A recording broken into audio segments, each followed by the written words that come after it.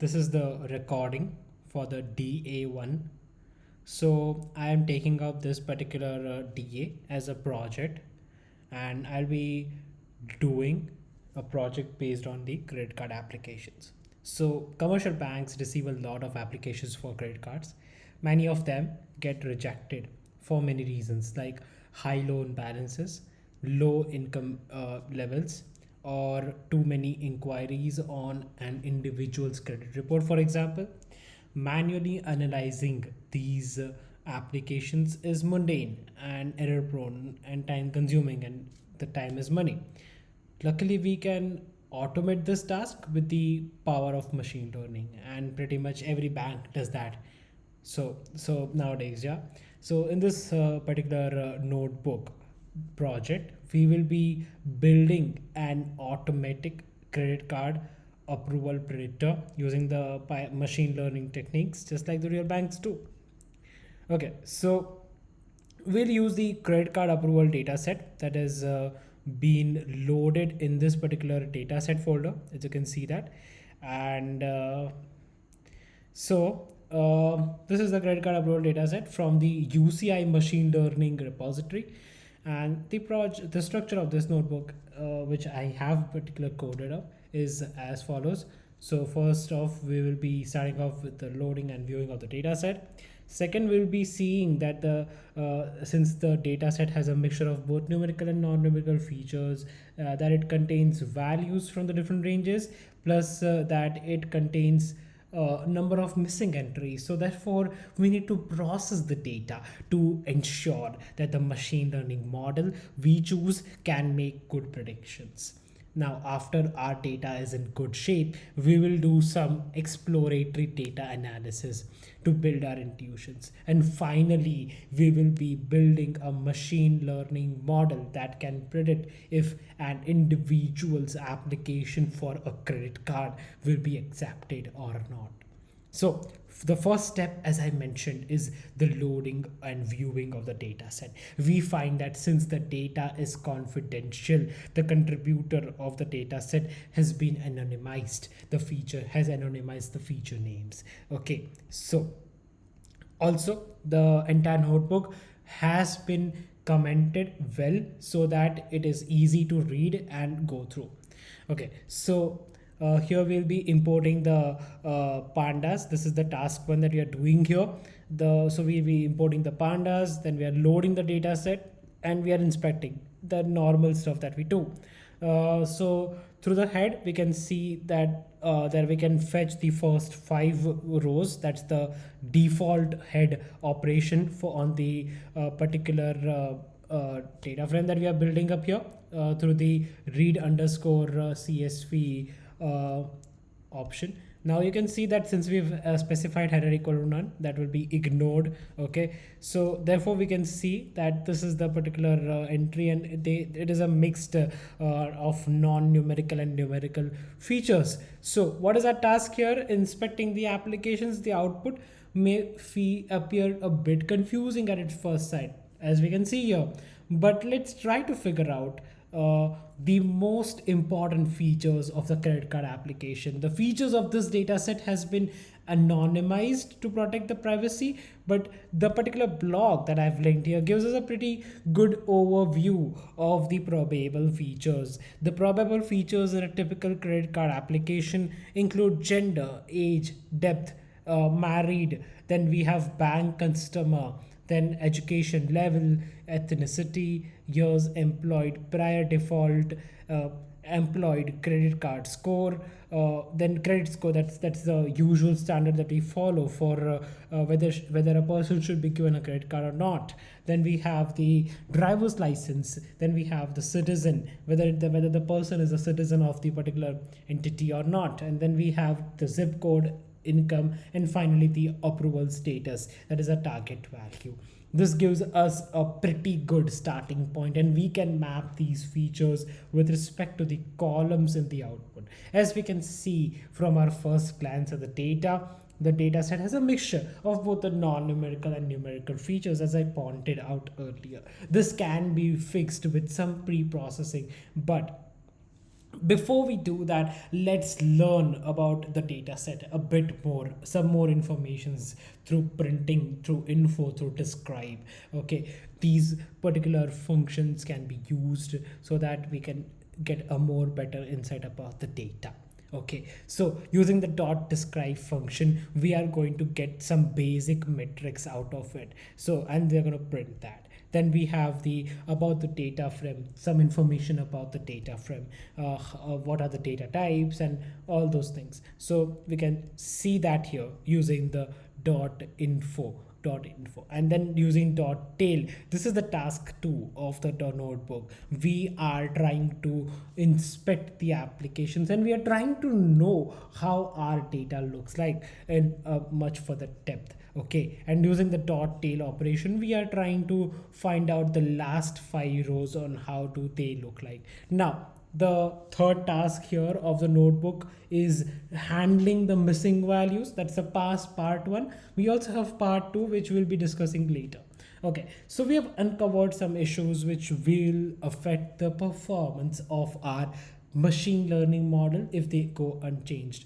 Our data set, both numeric and non-numeric, specifically data that are of type float 64, int 64 and objects, specifically the features 2, 7, 10 and 14, as you can see here, 2, 7, 10 and 14. Okay, so these contain the numeric values of the type float 64, float 64, int 64 and int 64 respectively, and other features contain the object values. Okay, so the non-numeric, which contains basically the object. Okay, so the data also contains values from several ranges. Some features have a value range of 0 to 28, some have a range of 2 to 67.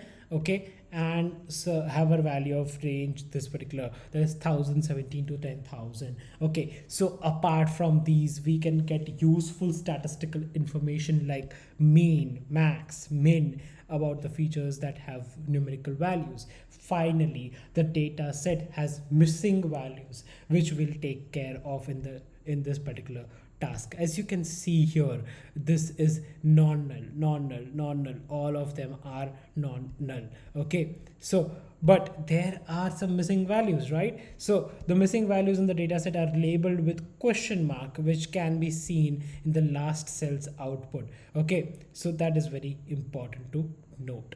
Okay. Okay, so let's move on and understand about so now we'll be replacing these missing value question marks with an NaN. Okay, so first of all, we'll be importing NumPy. NumPy will be used to do this particular task. Okay, so for the task 3, importing of NumPy, that's done. We will be checking out about the missing values in the data set by fetching the last 17 rows and checking whether how do they look like.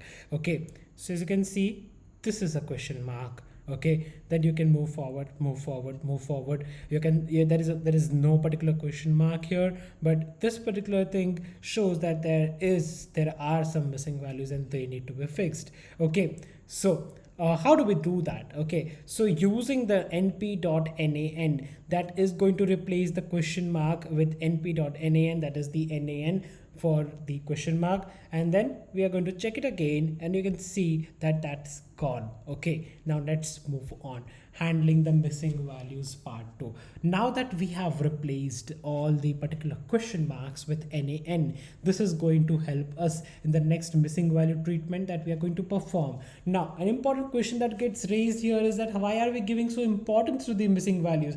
Can't they just be ignored? Ignoring missing values can affect the performance of the machine learning model heavily. While ignoring the machine learning missing values, our machine learning model may miss out on informations about the data set that may be useful for its training. Then there are many models which cannot handle missing values implicitly, such as the LDA. So to avoid this problem, we are going to impute the missing values with a strategy called as the mean imputation. Let's discuss that. So we are going to use dot fill NA function in order to replace with the mean. Okay, so we are going to fill all the NaN particular things, the missing values with the mean imputation, count the number of NaNs in the data set to verify whether anything is left or not. And you can see it's all false, right? So this is going to make sure that our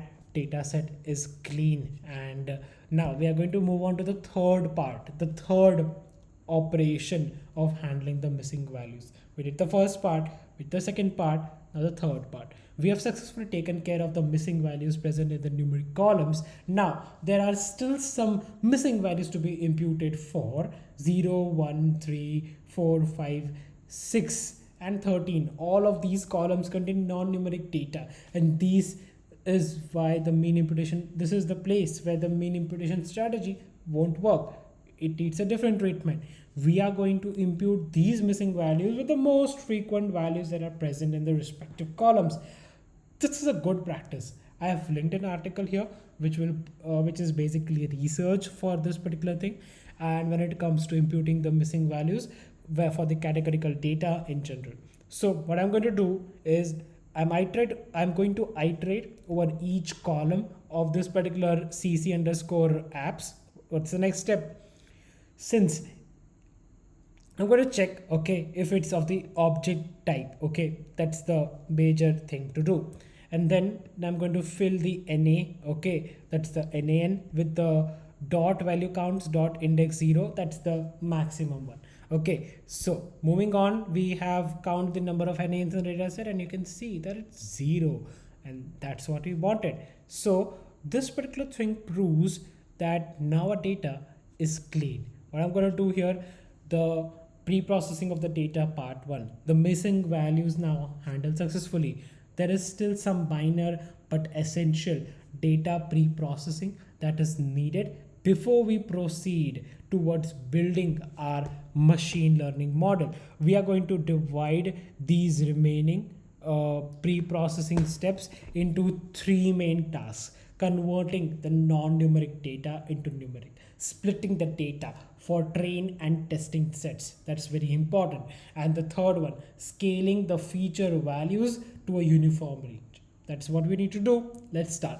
Okay, so we'll be converting all the non-numeric values into numeric ones. We'll do this because not only it results in a faster computation, but also many models like XGBoost and especially the ones developed using scikit-learn require the data to be strictly in the numeric format, and we will do this using a technique known as the label encoding. Okay, so we'll be importing the label encoder from the sklearn.preprocessing. Okay, then we will be moving forward.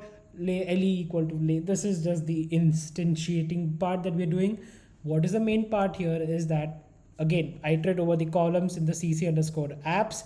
If we find any data type that is equal to object, we are going to fit transform using the le.le. Okay, le variable, we're going to do that. So that's what we are doing here, right? So we're going to use the dot fit transform, and we're going to transform. You're going to use the numeric transformation over that particular column or over the particular cell to be specific. Okay, so now splitting the data set into train and test sets. Okay, we have successfully converted all the non-numeric values to the numeric ones.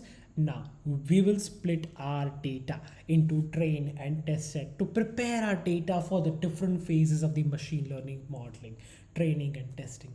Ideally, no information from the test data should be used to scale the training data, or should be used directly for the direct the training process of the machine learning model. Hence we first split the data and then do the scaling. Now features like driver's license, zip code are not as important as the other features in the data set for predicting credit card approvals. We can drop them to design our machine learning model with the best set of the features. Okay, so this particular thing in data science is referred to as feature selection. picking up the more important features, prioritizing the features. Okay, so we are going to do that. We are going to do train test split import. That's what we are going to do. We're going to drop 11 and 13 columns, which are basically driver's license and zip code.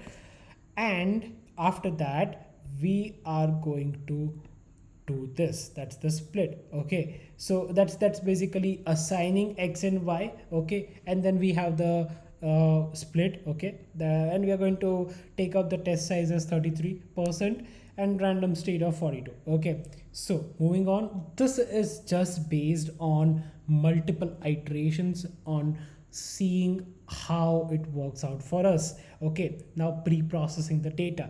Now, given that we have done the separation, we are left with one final pre-processing step of scaling before we can apply the machine learning model to the data. Okay, now let's try to understand what these scaled values mean in the real world. Let's use credit score for an example. Credit score of a person is the creditworthiness based on the credit history. Now, higher the number, more financially trustworthy is the person. So, a credit score of 1 is the highest, since we are rescaling all the values to a range of 0 to 1. Okay, now this is very important to be done, and that's what we are doing. We are going to import mean max scaler from sklearn.preprocessing, and after that we are going to do this thing. This is going to assign the range 0 to 1. Okay, and then we are going to fit transform this based on the scalar that we have assigned here, that we have instantiated, okay, into the scalar variable, and we're going to rescale x train, xy, xz. Okay, so that's what we are going to do. Now, what's next is the logistic regression model to the trained set. So we are going to fit the logistic regression model to the trained set.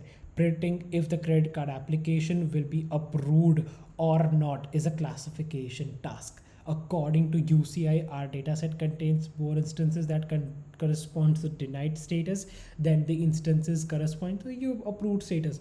Specifically, out of the 690 instances, there are 383, that is 55.5% applications denied, 44.5% applications that got approved.